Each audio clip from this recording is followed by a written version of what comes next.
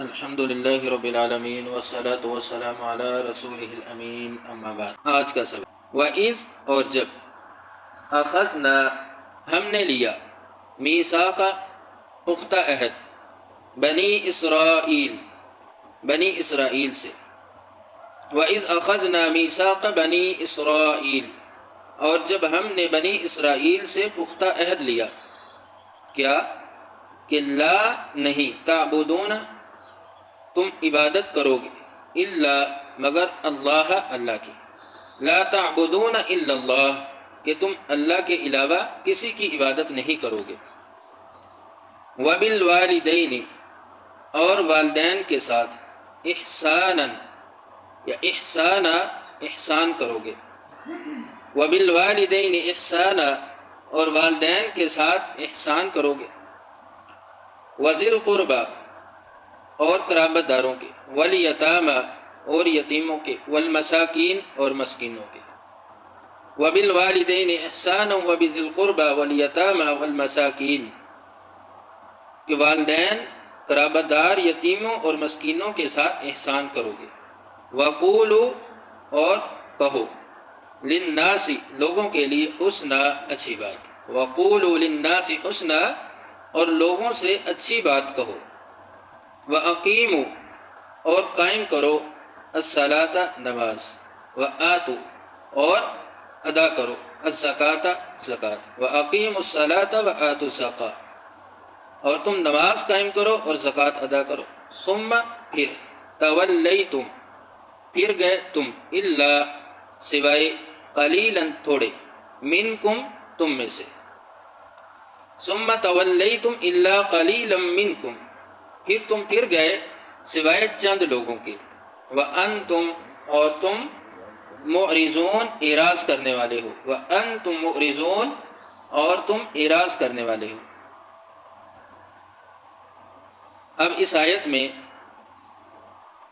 بنی اسرائیل کو ان کے احسانات جو اس سے قبل اللہ رب العزت نے بیان کیے ان کا ذکر تھا، اور اب یہاں پر جو احکام دیے گئے ان کا ذکر ہے، اور بار بار اللہ رب العزت جو بنی اسرائیل کا ذکر کرتے ہیں یا ان کی خبر بیان کی جاتی ہے، ان پر تبصرہ کیا جاتا ہے، تو یہ صرف تبصرہ کرنا یا خبر دینا مقصود نہیں ہے، ہمیں صرف بتانا مقصود نہیں ہے، بلکہ اس میں ہمارے لیے سبق ہے۔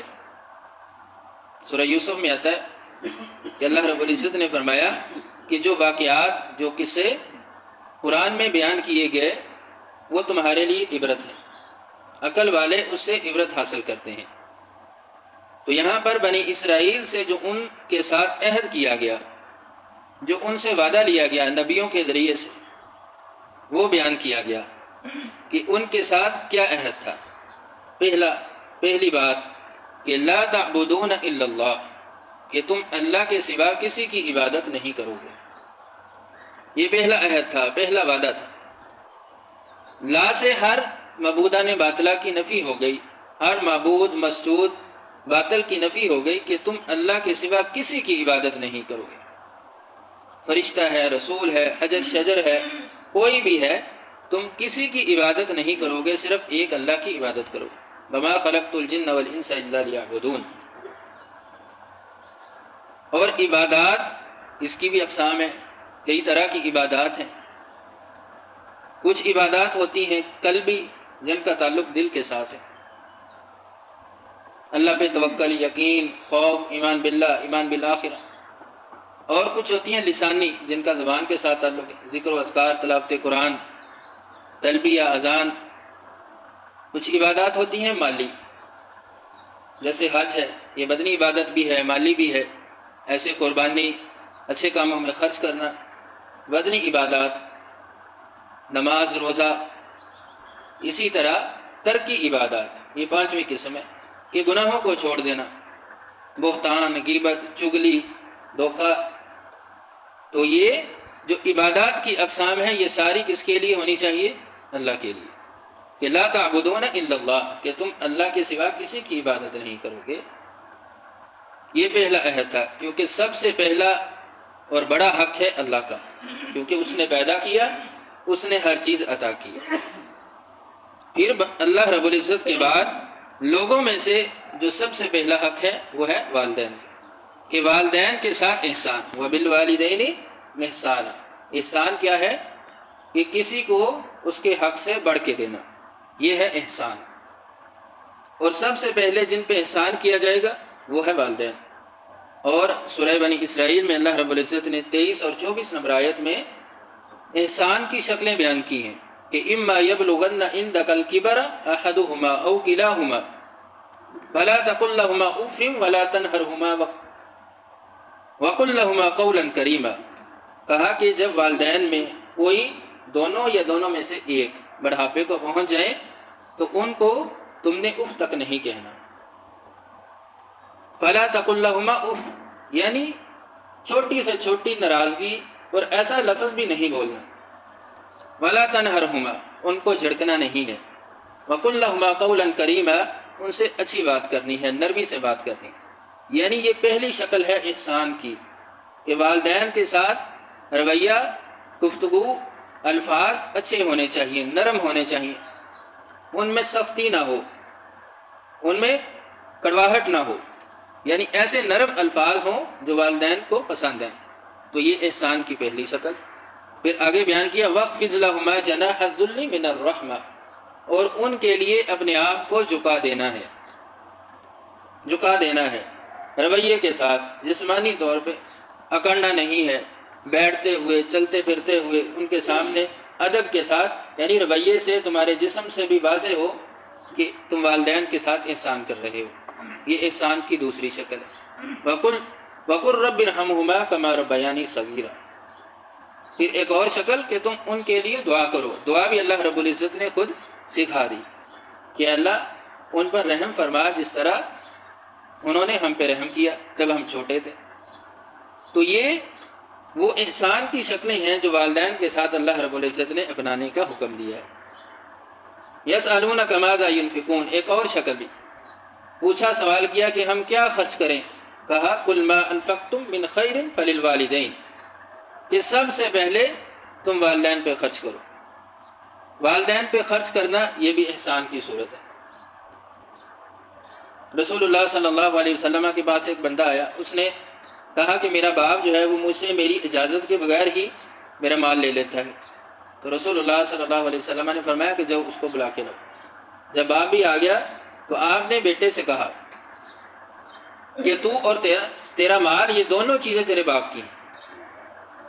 تو یعنی والدین پہ خرچ کرنا یہ بھی ایک احسان کی صورت ہے کہ تمہارے الفاظ بھی، تمہارا رویہ بھی، اور تمہاری دعائیں بھی، اور تمہارا سب سے پہلے مال خرچ کرنا والدین پر، یہ ساری احسان کی شکلیں ہیں۔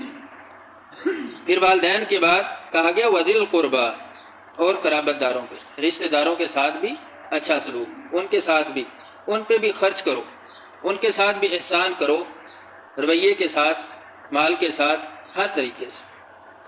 وَالْيَتَامَى وَالْمَسَاكِينَ، یتیموں سے اور مسکینوں سے۔ اب یہ وہ طبقہ بیان کیا گیا جو معاشرے کا کمزور طبقہ ہے۔ اس سے پہلے اللہ رب العزت اس نے ہمیں پیدا کیا، والدین، پھر وہ خونی رشتہ دار، ٹھیک ہے، ان کا کوئی نہ کوئی ہم پہ احسان ہے، تو اس کے بدلے میں ان پہ خرچ کرنا، ان سے بڑھ کے خرچ کرنا۔ لیکن اب وہ لوگ بیان کیے گئے کہ جن کا عموماً احسان نہیں ہوتا، کمزور ہوتے ہیں، یتیم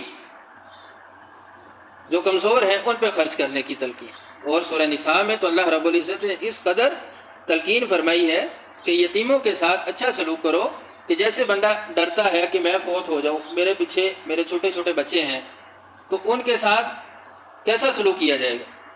وہ چاہے گا کہ ان کے ساتھ اچھا سلوک ہو۔ تو کہا کہ تمہاری پرورش میں یا تمہارے ذمہ ایسے بچے ہوں جو یتیم ہیں، تو تم بھی ان کے ساتھ اسی طرح سلوک کرو جس طرح تم اپنے بچوں کے ساتھ چاہتے ہو۔ ان کے مال کو اپنے مال کے ساتھ ملا کر نہ کھاؤ، ان کے ساتھ سختی سے پیش نہ ہو، الفاظ سخت نہیں ہونے چاہیے، ان کو ڈانٹو نہ، رویہ سخت نہیں ہونا چاہیے، یا ان پہ خرچ نہ کرو کہ یہ ہمارے پیچھے ہی پڑ جائیں گے، رویے میں سختی آ جائے۔ عموماً لوگ پیچھے چھڑانے کے لیے رویوں میں سختی لے جاتے ہیں تاکہ وہ خود بخود پیچھے ہو جائے۔